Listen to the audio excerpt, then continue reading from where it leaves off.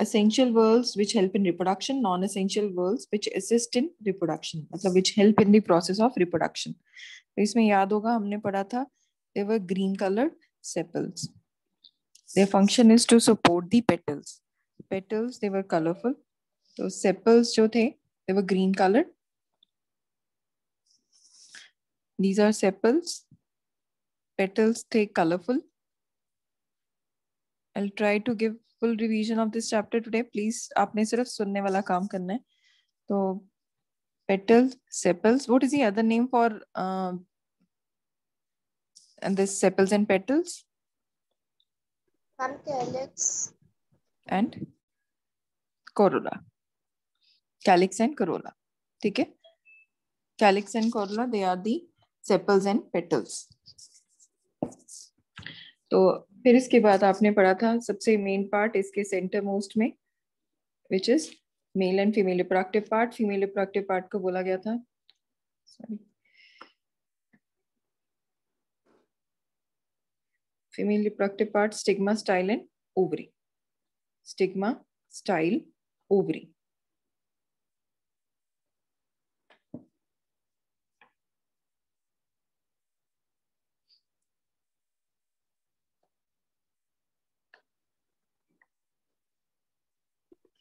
Okay, we are doing quick revision of this chapter, second chapter, reproduction in flowering plants. So please listen to me carefully. अगर आपको याद हो हमने ये पढ़ा था what is a flower? Flower is modified shoot. जो ये stalk होती है this is called as thalamus. Stalk और pedicel और जो swollen base होता है that is called as thalamus. This is called thalamus और ये stalk को बोलते हैं pedicel जहाँ से आप flower पकड़ते हो. तो essential और non essential verbs थे. अगर आपको याद हो essential verbs में हमने दो पढ़े थे फीमेल और मेल रिप्रोडक्टिव पार्ट. अब इसमें फीमेल पार्ट मैंने आपको बना के दिखा दिया है. This is also called as pistil और male part which is anther and filament it is called as yes anyone stamen. Stamen very good. Anther और filament this is called as carpel और female reproductive part. This is called as male reproductive part और stamen. इसको carpel भी बोलते हैं female को और pistol भी बोलते हैं. तो flower is a modified shoot. सबसे basic definition what is a flower? Flower is a modified shoot. Outer two whorls हैं. आउटर टू वर्ल्स आप लोगों को बना के दिखाए हैं ये sepal which is calyx and corolla petals. These are also called as accessory whorls. Accessory whorls इसलिए because they help in reproduction. और इनर टू वर्ड्स क्या आ रहे हैं? Androecium and gynoecium. Andriy word is for male, gyne word is for female, gynoecium is female reproductive part, endoecium is a male reproductive part. Am I clear with this diagram? Everyone? Yes? Yes, ma'am. Yes. Okay. So I'm moving to next one, that is male reproductive part. Anubhav, I think ये diagram clear है. Please try to log in by 3:05, not late by that. Everyone? फिर इसके बाद जो हमने पढ़ा next part, that is male reproductive.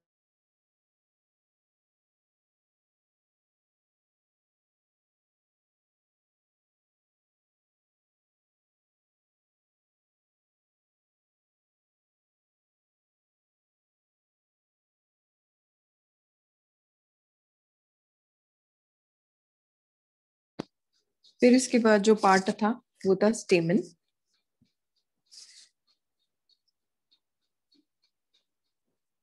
स्टेमन is male reproductive part. इसमें दो एंथर्स हैं. बाइलोब्ड एंथर, एंथर है ये. एंथर का अगर डायग्राम आप ध्यान से देखते हो this is the distal end जहां से ये ज्वाइंट होते हैं. This is filament. This end is called as proximal and.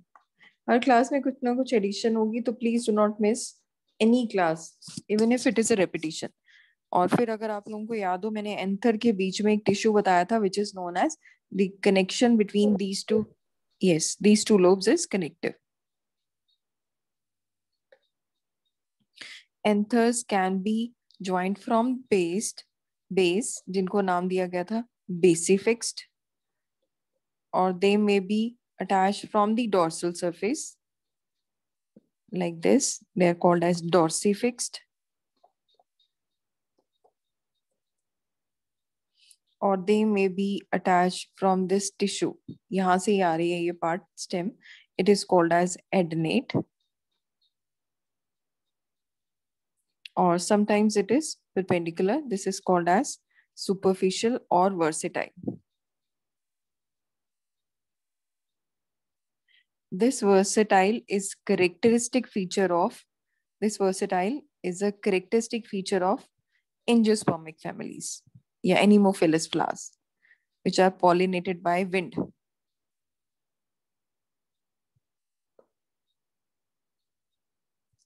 Anemophilous flowers. Please write it down.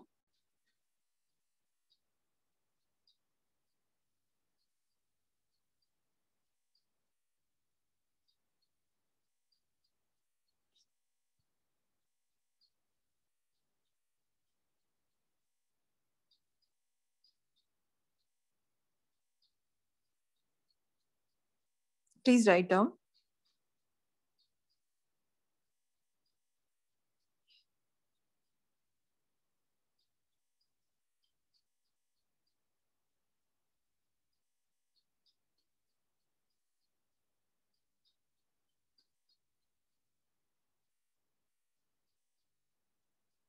Was it done? Yes, ma'am. Okay. Yes, आपने yes. आपने ये जरूर लिखना है. It is a characteristic feature of this Anemophilous flowers which are pollinated by wind. So versatile. फिर इसके बाद next, I'm moving to the next page. I guess it is clear with everyone. Next part is, I told you there are two lobes. एक lobe ये था, एक lobe ये.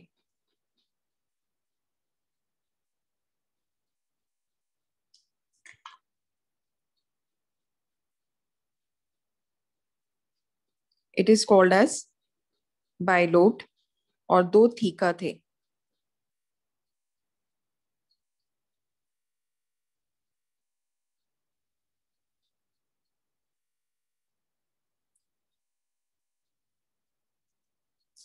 ये दो लोब्स हैं. और अगर आप लोगों ने ध्यान दिया हो, इसमें मैंने जो बनाए हैं, कितने टोटल कितने बनाए हैं, तो इट इज टू लोब्स.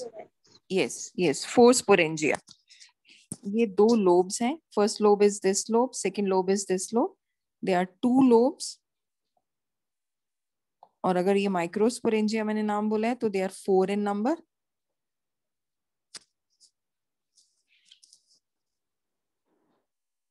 और अगर मैंने ये बोला माइक्रोस्पोरेंजिया तो they are 4 in number.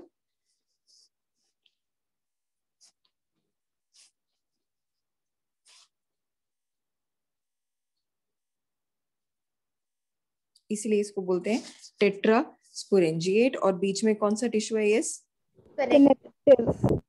Connective tissue. Yes, ये सभी को क्लियर हो चुका है. बस बच्चों, जो पीछे आपने याद करना था वो इम्पोर्टेंट पार्ट जो मैंने आप लोगों को बताया, वो जो types of attachment of this filament with anther, ये 4 डिफरेंट टाइप्स थे. एडेनेट, डॉर्सिफिक, बेसिफिक्स्ड और वर्सेटाइल. ये 4 जो चीजें थी ये आप लोगों को के लिए अलग था, तो आप लोगों को लर्न करने. Okay, clear everyone? Yes ma'am. Okay.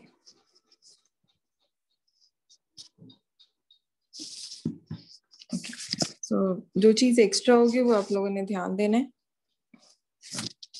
बाकी सब रिवीजन है. यहाँ तक क्लियर है सभी को? ये बहुत इजी टॉपिक था. Now I am coming to very very important part, that is detail structure of anther, जिसको हम नाम देते हैं टीएस ऑफ एंथर. जब हमने एंथर के 4 पार्ट्स देखे थे तो आप लोगों ने देखा होगा एनसीईआरटी में एक सिंगल को काफी डिटेल में बताया गया था. ये एक जो है पार्ट, इसमें outermost covering is known as epidermis.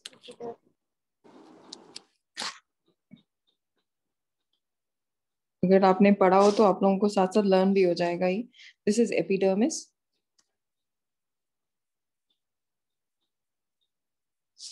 Then there is a layer of anyone?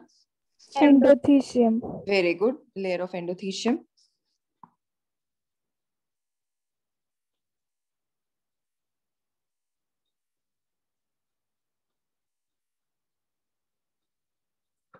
इसीलिए इसको बोला जाता है dithecous. Why this lobe is known as, why this anther is known as diathecus? Because it has two layer, epi और endo.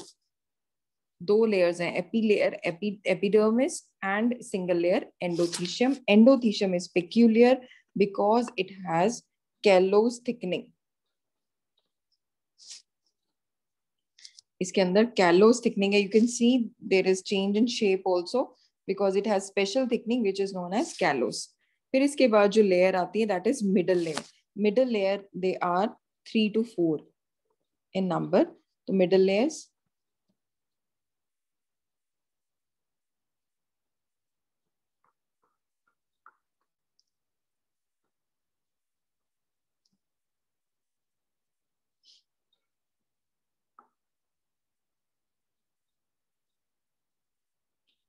और middle layers के बाद जो स्पेशल लेयर आती है which is known as tapetum.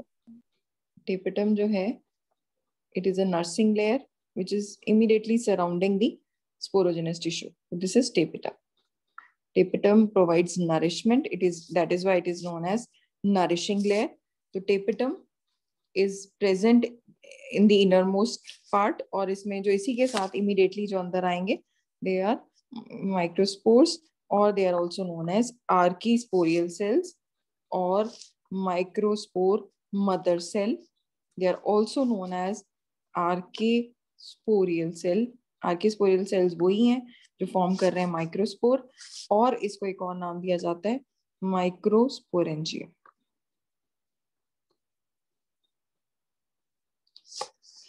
Clear everyone?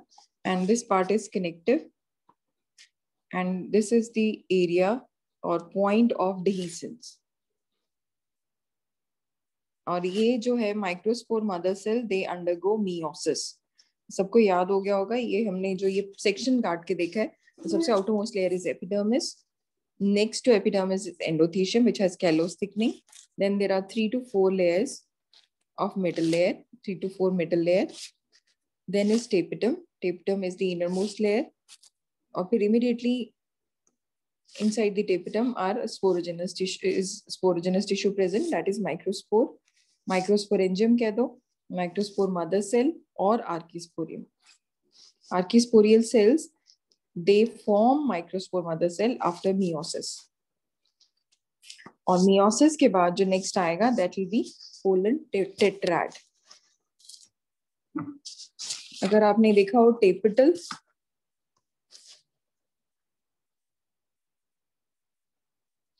अच्छा क्या clear है सभी को और स्क्रीन टिल्टेड तो नहीं है? No, ma'am. ओके तो टेपिटल सेल्स जो हैं they have characteristic feature. They are multinucleated and they have thick cytoplasm. They are multinucleated and they have thick cytoplasm.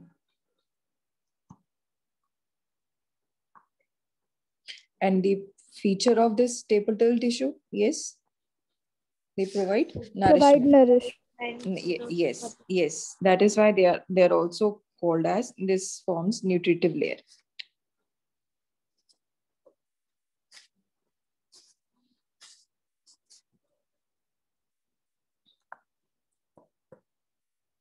This is also known as nutritive layer. और जो callous thickening थी in endothecium, जो endothecium में callous thickening थी, that releases secondary enzymes. उसका main function क्या होता है? To produce secondary enzymes so as to dissolve the wall surrounding microspore mother cell during their release. That means they help in dispersal of microspore tetrad. Meiosis के बाद क्या होना चाहिए था? 4 बनते हैं. याद है सभी को?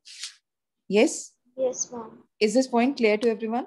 जो ये endothecium layer है which is surrounding, yes, endothecium layer मैंने आपको नाम बताया था, they have callous thickening.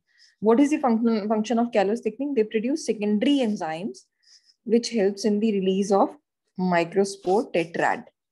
जब वो रिलीज होने होते हैं तो वो थिकनिंग जितनी भी लेयर्स थी epidermis endothecium they will be dissolved with the help of this secondary enzymes. And there are a few this is not given in NCERT. There is a Ubish body also. NEET के लिए important है Ubish bodies. Ubish bodies क्या होती हैं? They have sporopollenin. Ma'am वो तो exine हाँ, इसमें भी होती है sporopollenin. Ubish bodies, they secrete the outermost exine of pollen grain. Okay, they secrete this sporopollenin, which forms the exine of pollen grain. Got it? Pollen grain जब release होना होता है तो Ubish bodies जो हैं वो help करती हैं exine formation में of pollen grain, and sometimes they help in formation of Ubish body pollen kit. This is a new term. This is important from NEET point of view. तो pollen kit जो है वो form करती हैं which is like a bunch of pollen grains, बहुत सारे pollen grains का गुच्छा.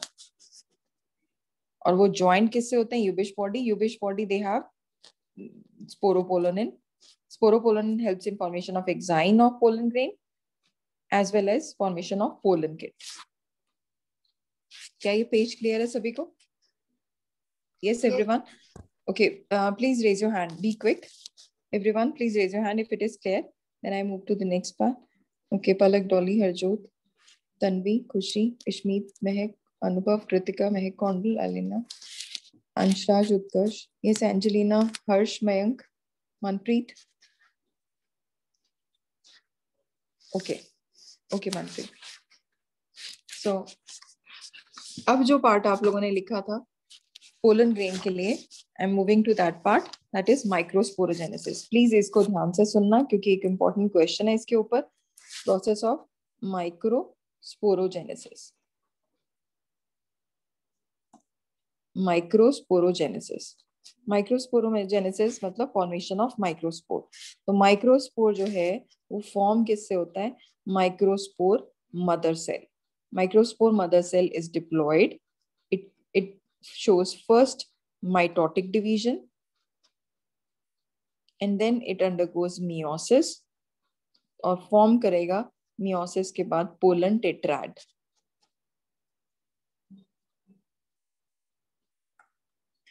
Pollen tetrad. अब pollen grains when they divide into 4 after meiosis, क्योंकि हमेशा meiosis में 4 daughter cells form होंगे. It can be in different form. It can be like this जो मैंने ये बनाया है. इसको आप नाम दोगे tetrahedral. This pollen tetrad can be in the form of this one. This is known as isobilateral.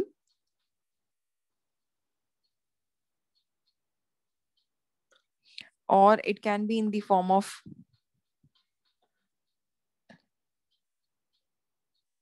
like this. This is known as linear.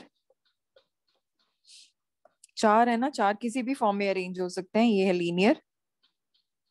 And last one, decussate.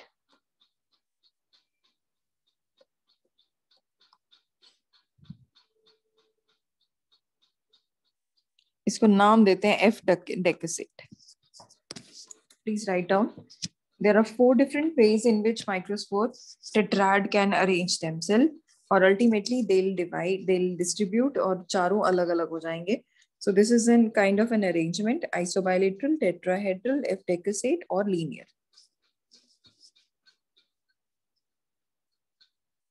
Okay.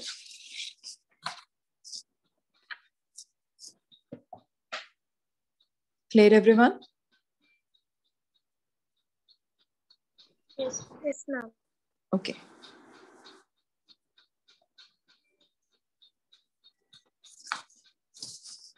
उसके बाद नेक्स्ट इसी प्रोसेस को microsporogenesis को अगर हम detail में पढ़ें तो माइक्रोस्पोर्स जो हैं, जो टेट्राड था जब ये 4 थे, generally this is the common part tetrahedral. After mitosis they are divided into 4 different microspores. क्योंकि microspore mother cell was 2n, so after meiosis they are formed haploid microspores.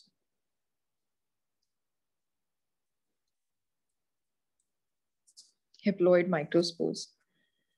और अगर आपको याद हो, immediately after formation of this single microsome, they divide into two, large generative and small vegetative. Is it? याद है सभी को? Yes. Yes. तो अगर आप लोगों को ये याद है कि they are least at two cell stage, large generative and small, large vegetative and small generative.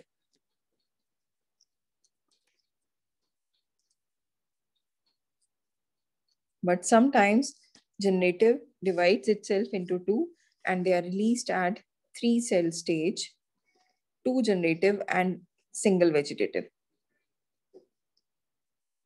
So it may be two cell stage, it may be three cell stage. Two cell stage, ये common stage है in case of angiosperms. So angiosperms they are released at two cell stage, almost 60%. 60% of angiosperms they are released at two cell stage. On rest, 40% are released at three cell stage. Now coming to the structure of this pollen grain.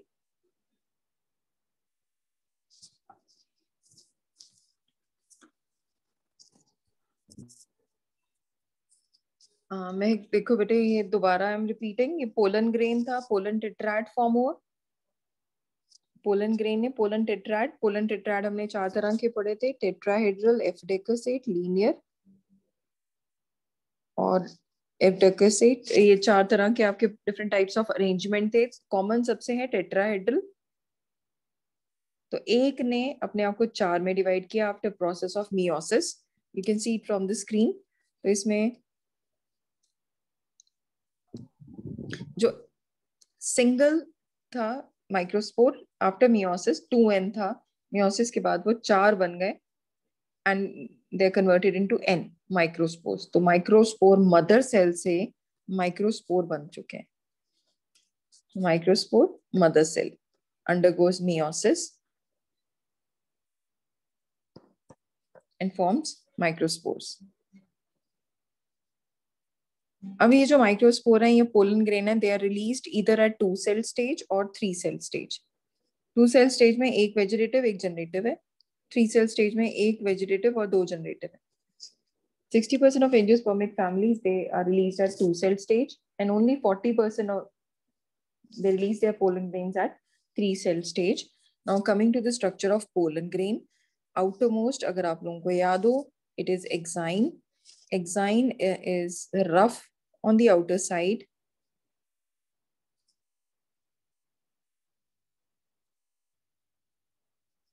It is a proteinaceous layer, very resistant. इसी की वजह से fossilisation भी हो सकती है। याद है सभी को? ये हमने पॉइंट्स पहले ही पढ़े हुए हैं। यस। तो ये जो आउटरमोस्ट लेयर है, दिस इज एक्साइन। एक्साइन बनी किसकी हुई है? स्पोरोपोलोनिन। बस ये बिल्कुल नहीं भूलना, स्पोरोपोलोनिन forms the outermost layer of exine of pollen grain. They also helps in formation of pollen kit, जो भी पीछे बताया था मैंने आपको. Then is the inner layer which is intine.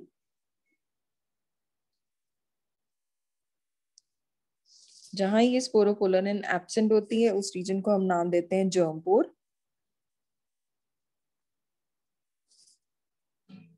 And they have large vegetative cell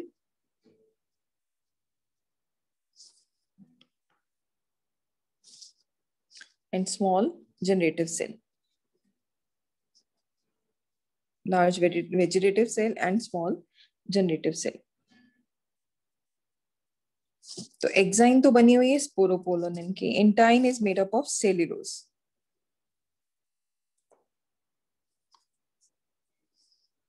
Okay, so I've told you the structure of the pollen grain at two cell stage because it has one vegetative and small generative cell. Is everything clear till here? Please raise your hand if it is clear. Microsporogenesis. Make आपको clear है बेटे? Yes, ma'am. Okay, okay, ठीक है बेटे. Okay, Angelina, Ansh, I'm waiting for you. Dolly, Harsh, Mayank, Manpreet. Okay.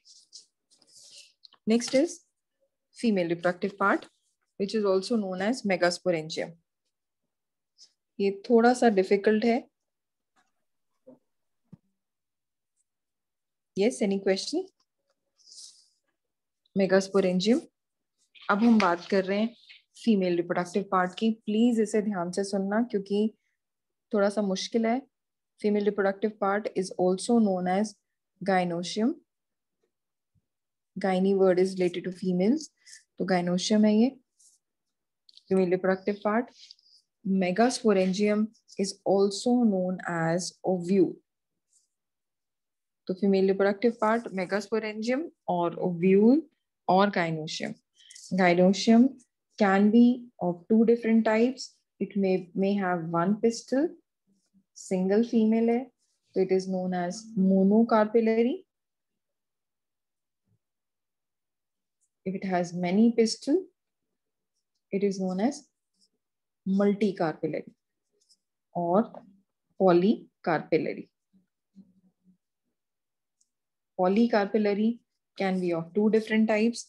Carpels can be fused, then it is syncarpus. It can be free, which is apocarpus. So it can have one pistil, it can have many pistil. Pistol में अगर आपको समझ आ रहा हो तो female part की बात की थी. सिंगल भी हो सकते हैं, बहुत सारे भी हो सकते हैं. इसमें बहुत सारे ओव्यूल्स होंगे. If it is single, it is monocarpellary. If it is many, it is polycarpellary. It can be free. Free मतलब they are totally free from each other, and it can be fused. ये जुड़े हुए हैं. तो pistils on the basis of different, they are of different types. तो आप लोगों को चार्ट में क्लियर हो चुका है. So now I'm going to start with the structure of ovule. I guess this part is clear with everyone. So ovule में अगर आपको याद हो तो stigma, style and ovary.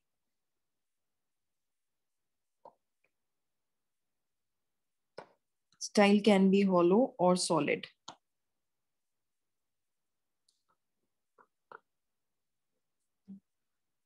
Then is ovary. Ovary has placenta, or in case of plants we say this is nucellus. I'm repeating. Female part stigma, style, ovary. Style can be hollow or solid. अंदर से खाली हो सकती है और भरी हुई. Ovary has placenta. Placenta means nucellus. Sometimes there is a placenta region present at a corner also. And any cell within this ovule or ovary will start behaving like a megaspore. और जो style मैंने आपको hollow और solid बताई है, तो if it is hollow, it is empty from inside. Pollen tube can easily penetrate into it.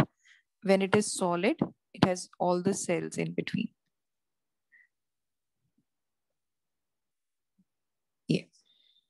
It is difficult for the pollen tube to enter into this solid part. Okay, clear everyone? Should I repeat or should I move to the next page? Yes? Yes, ma'am. Clear. तो megasporangium है female reproductive part. अब हम part करेंगे structure of ovule. तो अभी आपने पढ़ा था स्टिग्मा, स्टाइल, ओवरी. ओवरी में हमने पढ़ा ovule, that is female reproductive part. हम पढ़ रहे हैं angiospermic ovary. Angiosperms have anatropous ovule. Anatropous, which has two integments. Integument कह दो, tegments कह दो. Bitegmic, that means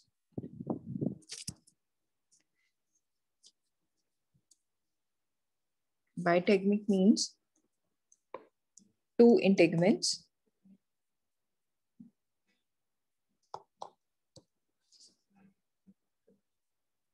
और अगर मैंने आपको याद हो बताया था स्टिग्मा, स्टाइल, ओवरी. ओवरी में यहाँ पे एक रीजन बताया था which is placenta. Placenta, in case of plants, it is nucellus. न्यूसेलिस. न्यूसेलिस में कोई भी एक सेल जो है वो एक्टिव हो जाएगा और फॉर्म करेगा ओव्यूल या मेगास्पोरेंजियम, जिसमें अगर आपको याद हो हमने ये बनाया था structure, question mark, this is given in your NCERT.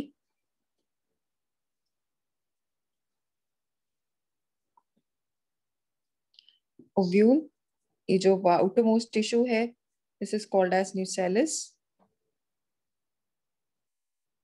दो इंटेगमेंट्स हैं क्योंकि आपने नाम लिखा है यहाँ, बाइटेगमिक, तो आउटर और इनर.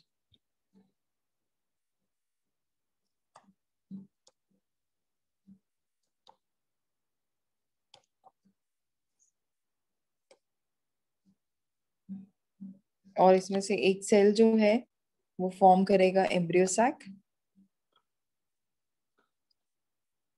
जहां से ये ओपन हो रहे हैं. This is called as, yes anyone? Micropyle. Opposite to micropyle is chalazal end. Yes, chalazal end. और यहाँ पे फॉर्म हो रहा है एम्ब्रियो सैक. एम्ब्रियो सैक किससे फॉर्म हुआ था? Megaspore mother cell. और जहां से ये अटैच होती हैं, this is known as funicle. Point of attachment is, ये स्टॉक को बोलते हैं funicle. This point of attachment is known as hilum.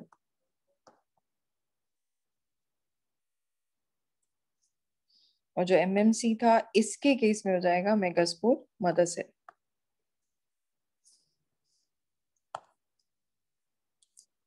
Megaspore mother cell. और इसमें एक टिश्यू जाता है जो प्रोवाइड करता है nourishment, that is called as raphe. जिसको ये स्ट्रक्चर नहीं क्लियर हुआ, look on your screen once again.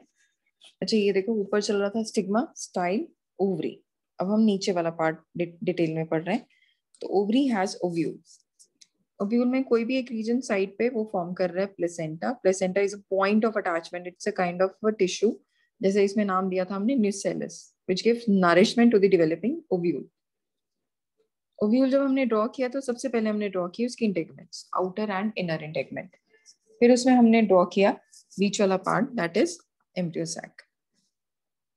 जहां से ये ओपन हो रहा है उसको बोलते हैं micropyle. Opposite to micropyle is chalazal end. Nourishing tissue को बोल दिया न्यूसेलस. पॉइंट ऑफ अटैचमेंट बोल दिया हाइलम. स्टॉक को बोल दिया फ्यूनिकल. जो इनको नरिशमेंट प्रोवाइड कर रहा है ये एक रीजन, उसको बोलते हैं रैफे.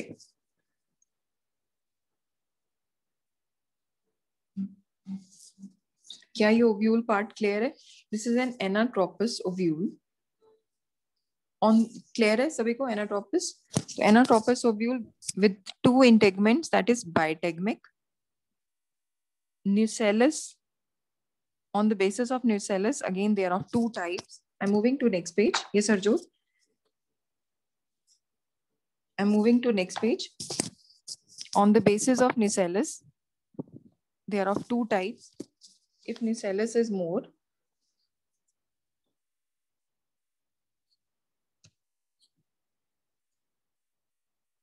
if nucellus is plenty, then it is known as crassinucellate.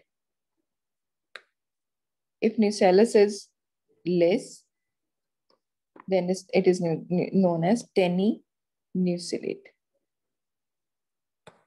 Generally, this crassinucellate is found plenty of nucellus on the basis of nucellus, nourishing tissue.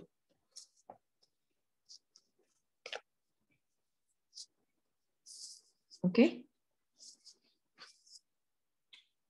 Ma'am, less volume में spelling repeat. Crassinucellate के CRASSINUCELLATE. CRASSINUCELLATE.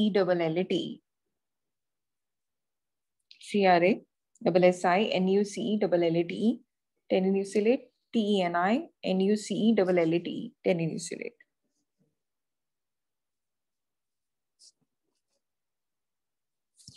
अब जो हमने पढ़ा था ovule placenta के साथ attach था विद 2 इंटेगमेंट्स, ये एंजियोस्पर्मिक है एनाट्रोपस, इसमें सेंटरली प्लेस्ड टिश्यू होता है जिसको क्या नाम दिया है, ऊपर क्या लिखा है मैंने, न्यूसेलस। जो ये न्यूसेलस है, इनमें से कोई भी एक सेल अपने आप को चेंज करेगा और फॉर्म करेगा megaspore mother cell. Any cell within the nucellus, ये ओव्यूल में हम बात कर रहे हैं, ओवरी के अंदर ओव्यूल, ओव्यूल के अंदर न्यूसेलस, न्यूसेलस में कोई भी एक cell start behaving like megaspore mother cell. This megaspore mother cell will divide mitotically into 4 और फॉर्म करेंगे tetrad, linear tetrad. This is diploid, not mitotically, it is meiotically, meiosis, क्योंकि आपको अभी बताया था गैमीट फॉर्मेशन के लिए हमेशा meiosis होगी, तो ये 2n से सारे बन जाएंगे n। और अगर आप देखोगे तो ये स्ट्रक्चर हम पहले भी पढ़ चुके हैं, this is a kind of a linear tetrad.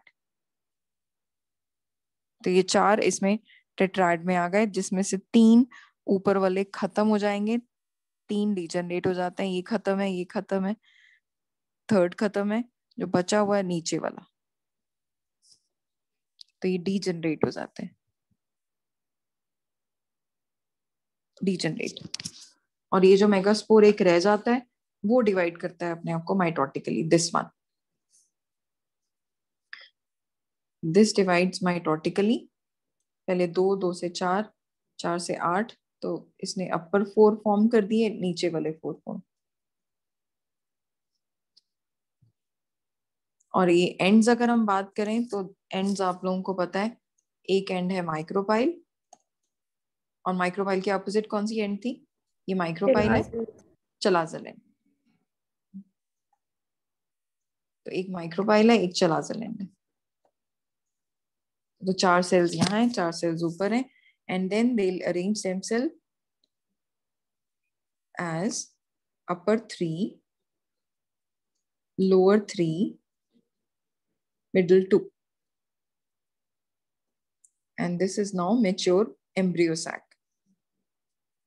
जिसमें ये सेंट्रल सेल, ये पोलर न्यूक्लियाई है, ये एंटीपोडल्स हैं,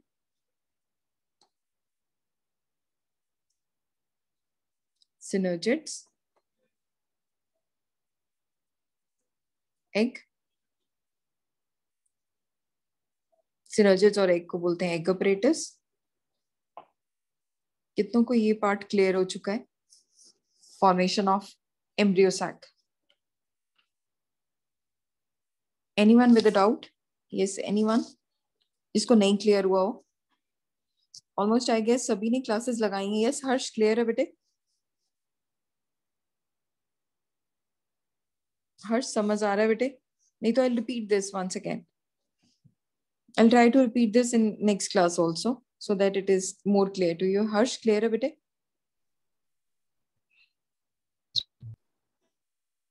Okay.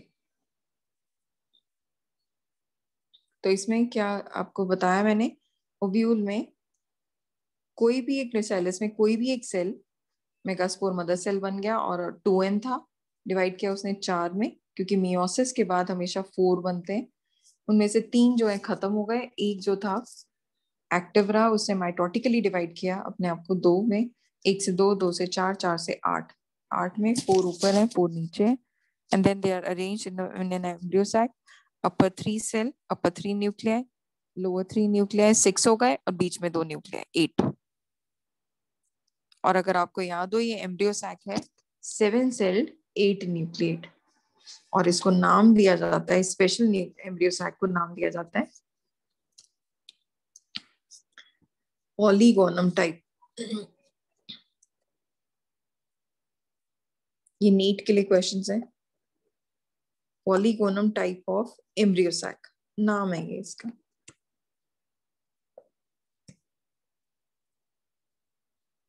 और एक सेल से बना है तो इसीलिए इसको बोलते हैं मोनोस्पोरिक, ये सब लिखा हुआ है आपने। अगर सिर्फ एक से बन रहे हैं, एक माइक्रोस्पोर से बन रहे हैं मोनोस्पोरिक, 2 से बन रहे हैं बाइस्पोरिक, चारों बना रहे हैं तो टेट्रास्पोरिक, लेकिन अभी आपने जो बनाया है दैट इज मोनोस्पोरिक। तो monosporic development of female gametophyte, and this is also known as polygonum type of embryo sac। Question आता है डेवलपमेंट ऑफ फीमेल गेमेटोफाइट, तब आपको ये सारे डायग्राम्स ड्रॉ करने हैं जो अभी सिखाए मैंने आपको। Clear everyone? How many of you are clear till है? Anyone any doubt let me know. Majood, Palak, Ishmeet, clear, Angelina, बेटे please let me know so that if it is clear then only I'll proceed. Okay, Tanvi, Alina, Mehak, Kondal, Kritika. Yes, Ansh, Anubhav, Dolly, Harsh, Khushi. I'm waiting, bete. Okay, Ansh, Manpreet, okay, Mehak. Okay, Dolly, Anubhav, okay. Yes, Harsh, Khushi, Utkarsh, आप तीनों रह गए हो बेटे। हर्ष, Khushi, okay Khushi, very good. Harsh and Utkarsh, Utkarsh clear नहीं हुआ बेटे? Yes ma'am clear. Okay okay, Harsh बेटे क्लियर है? हर्ष समझ आ रहा है?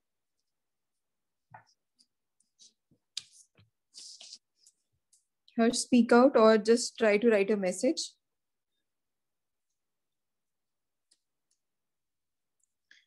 Now I am coming to different topic, different types of ovules.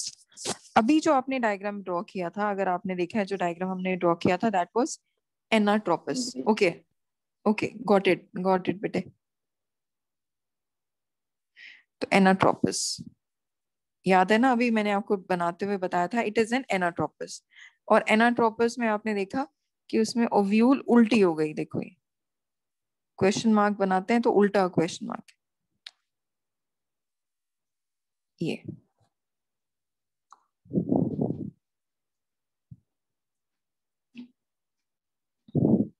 जिसमें माइक्रोपाइल नीचे, चलाजल यहाँ है। तो माइक्रोपाइल और चलाजल ये रीजन,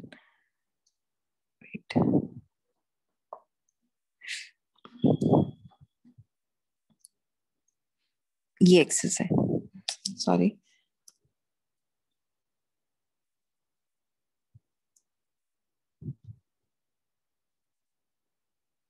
चलाजल माइक्रोपाइल, और यहाँ पे क्या था? फ्यूनिकल।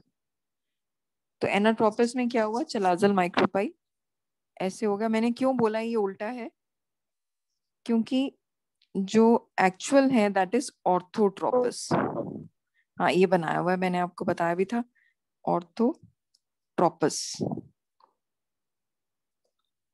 अब ऑर्थोट्रोपस सीधा कैसे है?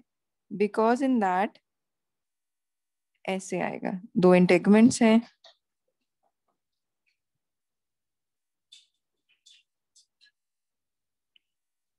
और इसमें जो फ्यूनिकल, एफ ये है funicle, micropyle eight the top, this is micropyle and this is चलाजल। Got it? देखो होना ये चाहिए था, माइक्रोपाइल ऊपर होना चाहिए, चलाजल नीचे। तो जब वो उल्टा हो गया 180 डिग्री तो वो बन गया एनाट्रोपस। तो एनाट्रोपस को इसीलिए कई बार कहा जाता है it is inverted, 180 degree inverted. I'll move to the next page, then I'll explain once again. देखो मैंने आपको बताया ऑर्थो में, ऑर्थोट्रोपस में होना चाहिए था ऐसे, नॉर्मली ओव्यूल ऐसे होता है ऑर्थोट्रोपस में, जिसमें माइक्रोपाइल ऊपर है, चलाजल नीचे और फ्यूनिकल लिए स्टॉक। एनाट्रोपस में उल्टा हो गया, 180 डिग्री इन्वर्ट हो गया।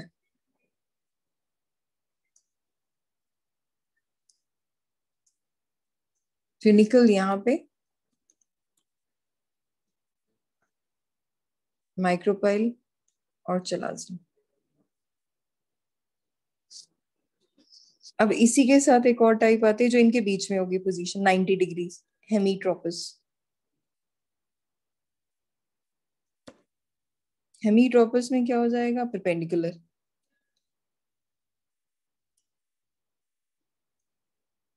उसमें ऐसे आ जाएगा फ्यूनिकल,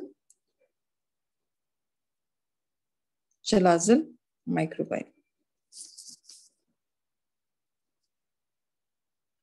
और इसी के बीच में एक और टाइप आती है जिसमें एक एंगल थोड़ा सा डिफरेंट होगा 45 डिग्रीज का। देखो ये स्ट्रेट था, जो फर्स्ट वाला है वो स्ट्रेट, माइक्रोपाइल चलाजल। इसमें उल्टा हो गया, चलाजल माइक्रोपाइल, इसमें परपेंडिकुलर हो गया। अब एक ऐसा आएगा जिसमें एक एंगल ऐसे आएगा 45 डिग्रीज, उसको नाम देंगे हम कंपाइलोट्रोपस। तो हेमीट्रोपस, फिर इसके बाद नेक्स्ट टाइप आती है कंपाइलोट्रोपस जिसमें एक एंगल पे आएंगे। I'll make that diagram, then it is more clear. Then it will be more clear. Campylotropous. Campylotropous में क्या आएगा? Ovule, but ये एंगल पे। माइक्रोपाइल, चलाजल और फ्यूनिकल। कंपाइलोट्रोपस। एक और डिफरेंट टाइप है जिसको बोला जाता है एम्फीट्रोपस। एम्फीट्रोपस में वो कुछ नहीं, हॉर्सशू शेप है बीच में।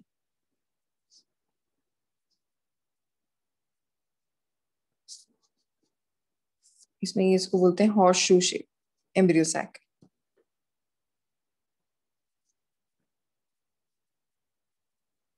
These are the different types of ovules. Types of ovules on the basis of position of micropyle, चलाजल and funicle. तो आपको 5 टाइप्स बताई हैं। 5 टाइप्स में से जो हमने पढ़ी, सबसे पहले पढ़ी हमने ऑर्थोट्रोपस जिसमें micropyle is at the top, chalazal and then funicle, they are in a same line. उसी के अपोजिट एनाट्रोपस जिसमें वो इन्वर्टेड हो गया 180 degrees, and this anatropous is most common type in angiosperm. अभी बताया था आपको। तो ए से एनाट्रोपस, ए से एंजियोस्पर्म्स याद रखना आपने। फिर हेमीट्रोपस, ये एनाट्रोपस इन्वर्टेड है, हेमीट्रोपस है ट्रांसवर्स जिसमें पेंडिकुलर हो गई वो। फिर उसके बाद नेक्स्ट आती है कंपाइलोट्रोपस और लास्ट में एम्फीट्रोपस। नेक्स्ट आपको बताई कंपाइलोट्रोपस जिसमें एक एंगल में है, और एम्फीट्रोपस जिसमें हॉर्सशू शेप स्ट्रक्चर है। These are the different types of ovules. सबसे पहली थी orthotropous which is upright. Okay, और एक और टाइप है जिसको रियली दिस इज सर्सिनोट्रोपस जिसमें सर्कुलर शेप्ड हो गया। ये स्पेशल केस है सर्सिनोट्रोपस, CIRCINOTROPUS। सर्सिनोट्रोपस में क्या होगा, ये एक सर्कल बन गया ओव्यूल का। तो फ्यूनिकल यहाँ पे ये, माइक्रोपाइल ये है, चलाजल ये, तो एक सर्कल के फॉर्म में आ गया circinotropous, circular shape, CIRCINOTROPUS। Okay, now I'm moving to the next part, that is pollination. I hope यहाँ तक clear है सभी को? Types of ovules? Yes, ma'am. Okay, okay. Types of ovules.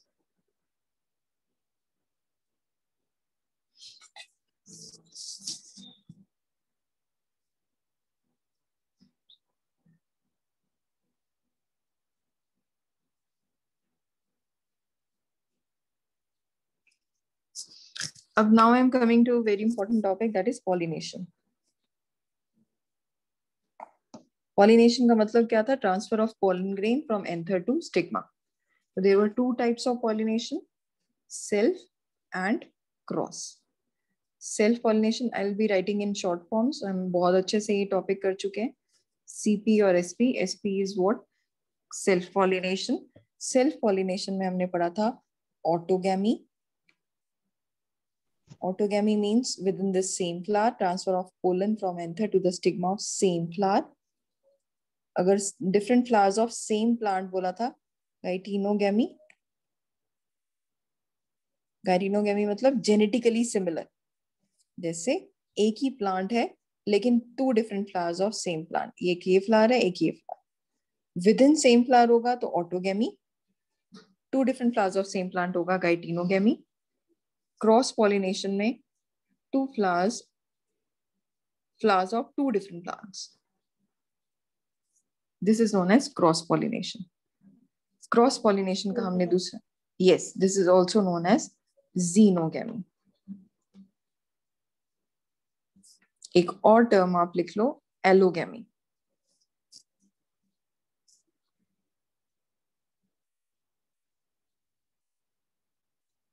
Allogamy or xenogamy. What is cross pollination? Transfer of pollen from anther of one flower to the stigma of another flower of another plant. Okay, so these were the different types of pollination. Now agents में हमने पढ़ा था different types of agent. Maximum अभी हमने पढ़ा angiospermic flowers, they show anemophily. तो air से किसके लिए था? Anemophily. water के लिए क्या था? Hydrophily. insects के लिए क्या था? Entomophily. Entomophily. Phily means loving.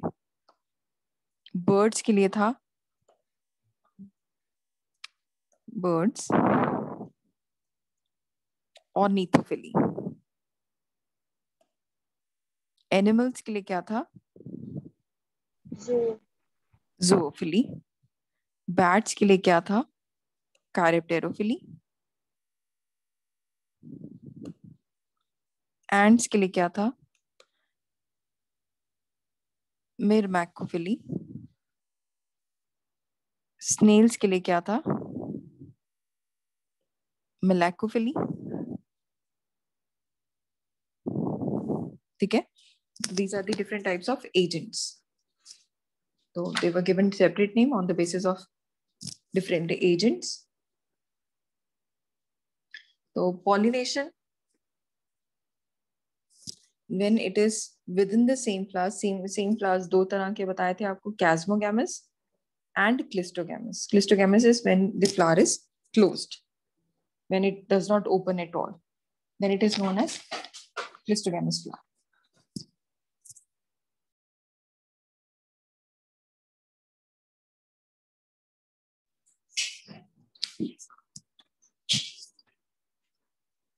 और अगर आपको याद हो, मैंने बताया था there are different adaptations for cross pollination. Just give me a moment.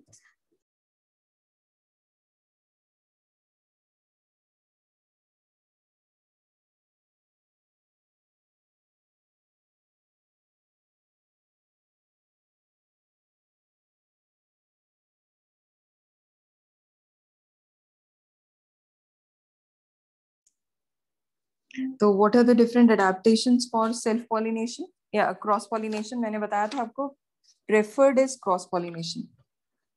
Maximum flowers they show self pollination, but preferred one is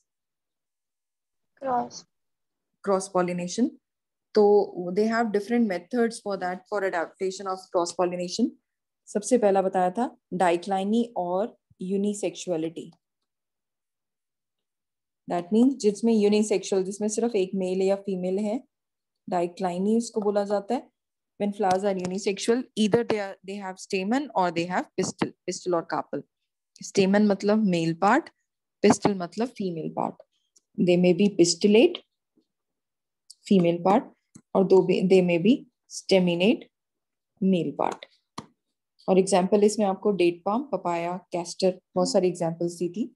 next is dichogamy. Unisexuality, dicliny पता चल गया सभी को. They have single sex, unisexual, pistillate और staminate. Dichogamy में maturation of male and female, they are at different times. अगर female जल्दी mature हो रही है, then it is protogyny. If male is maturing early, it is known as protandry. Protoentry or protogyny. When female is maturing first, protogyny. When male is maturing first, it is protendry. और protendry में example आप लिख सकते हो,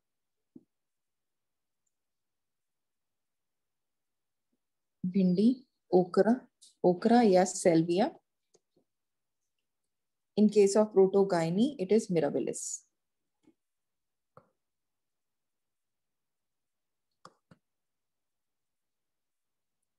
फिर इसमें different type का क्या हो सकता है? They may have different types of length of style, heterostyly. तो हेट्रोस्टाइली में एक एग्जाम्पल है बड़ी interesting, primrose. Primrose is a flowering plant. इसमें डिफरेंट टाइप्स ऑफ स्टाइल आती हैं, जैसे I am making a diagram. तो इसमें ये हर पेटल के साथ एक ये फीमेल पार्ट है और यहाँ पे मेल है, यहाँ पे मेल है। तो ये मिलते मिलते ही नहीं, they are attach to these petals. ऐसी टाइप को हम बोलते हैं, नाम देते हैं पिन।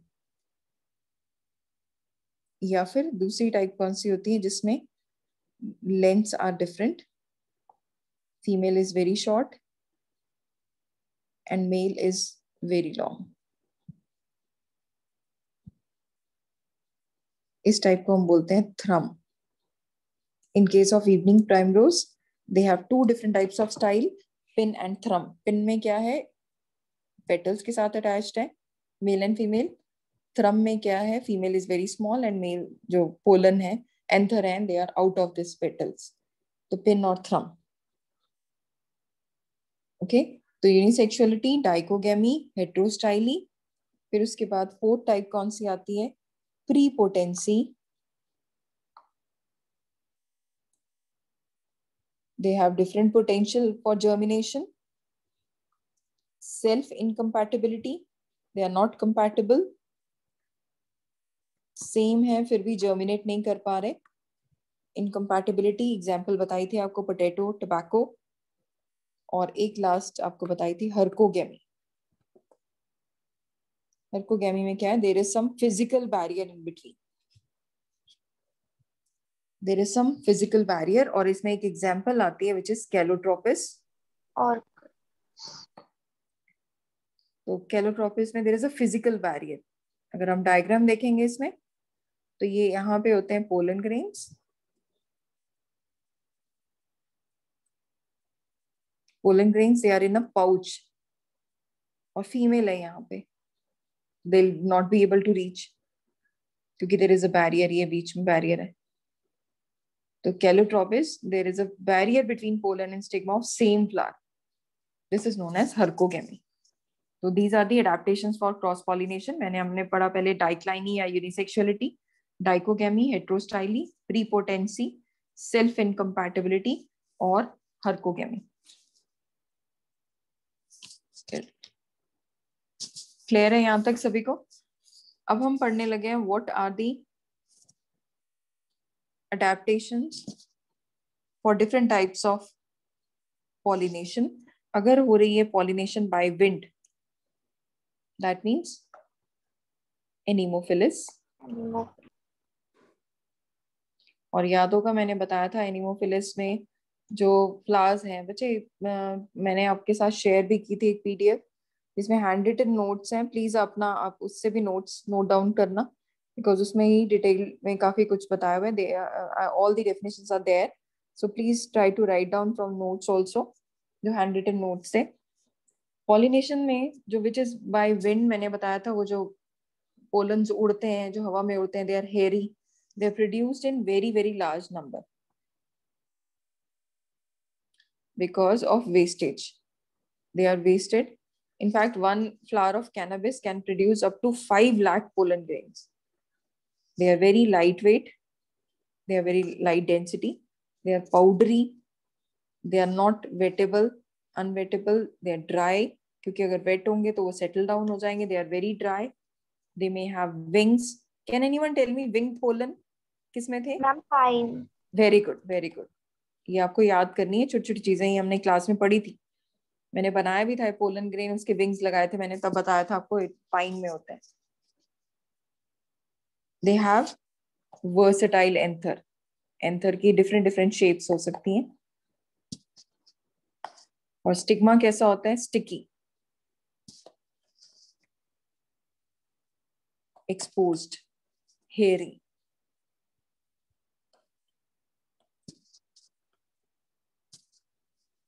और क्या फ्लावर्स को शोई होना पड़ेगा? नो, नॉट शोई या नॉट कलर्ड।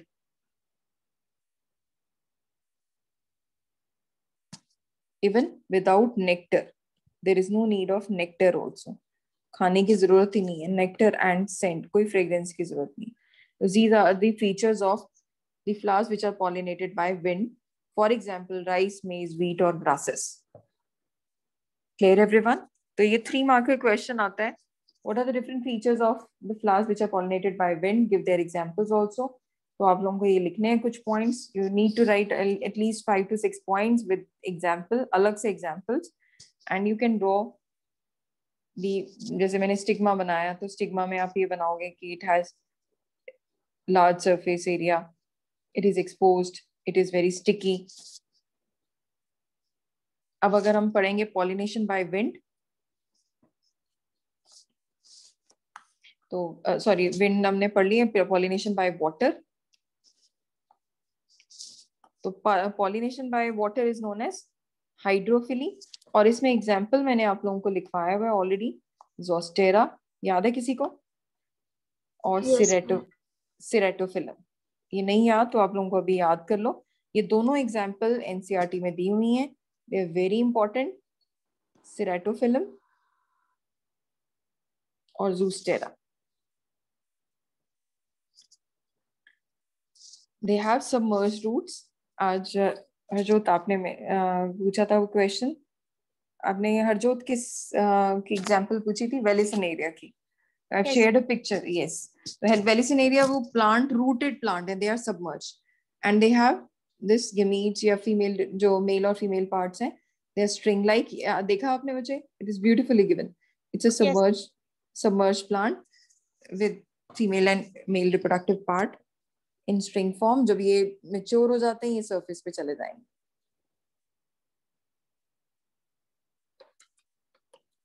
तो ज़ोस्टेरा और Ceratophyllum, they have submerged roots. They are submerged plants. They remain within the water, but after maturity they comes to the surface. तो इसी में example जैसे अगर I'll give you an example for Ceratophyllum. तो Ceratophyllum is submerged rooted plant. इसी में male और female flower है. This is suppose this is a male flower, female flower, और यहाँ पे है male flower. On maturity they come to the surface. The flowers ऊपर सरफेस पे आ जाएंगे and then they show pollination और फ्यूजन. ठीक है, यहाँ पे वर्लिंग होती है पानी की and then they come close to each other. और ऐसे ही कुछ एग्जाम्पल जैसे वेलिसिनेरिया में अगर आपकी बात की थी मैंने यहाँ पे, again they are submerge rooted plants but they are gametes. They are string like. ऐसे फीमेल का पार्ट है, ऐसी मेल का पार्ट होगा. This is female, this is male. तो मेल जो है मेच्योरिटी के बाद सरफेस पे ऐसे, जो फीमेल का ये पूरा का पूरा पार्ट आ जाएगा, मेल का ये पूरा का पूरा पार्ट आ जाएगा. तो male releases pollen grains. Male ने अपने पोलन ग्रेन्स को रिलीज कर दिया. फीमेल का पूरा ये फ्लावर जो इन्फ्लोरेसेंस है वो इधर आ जाएगा. Because it is heavy it will attract, because of its high density it will attract the lighter pollen grains towards it. तो ये था आपके पास वेलिसिनेरिया का, जिसमें male and female plant they are different. Clear everyone? Yes? Velisinaria, Yes, Ceratophyllum. Okay. So, bache, if you have any doubt, just let me know. We'll continue this chapter in the next class. And please do not miss your classes because I'm giving you revision classes side by side. Reproduction in organism भी एक बार हम दोबारा से कर लेंगे. And now you can leave everyone. If you have any doubt, stay back, and otherwise you can leave. See you in the next class. Take care, everyone. Thank you, ma'am. Okay, bache. Okay, bye-bye.